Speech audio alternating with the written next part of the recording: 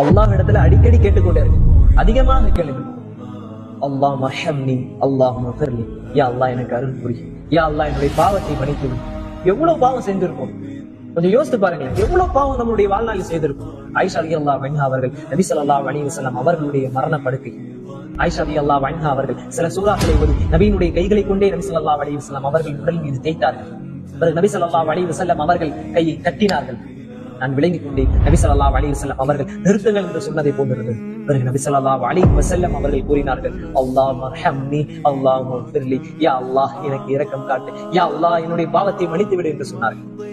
பிறகு நபி ஸல்லல்லாஹு அலைஹி வஸல்லம் தன்னுடைய விரலை வானத்தின் பால் நோக்கி 3 முறை கூறினார்கள், அல்லாஹும்ம ரப்பிக்கல் அலா, யா அல்லாஹ் உயர்வான தோழர்களுடன் என்னை சேர்த்துக் கொள் என்று சொல்லிவிட்டு பிறகு நபியினுடைய விரல் பூமியை நோக்கி கீழே விழுந்தது. நபி ஸல்லல்லாஹு அலைஹி வஸல்லம் அவர்கள் மரணித்து விட்டார்கள்.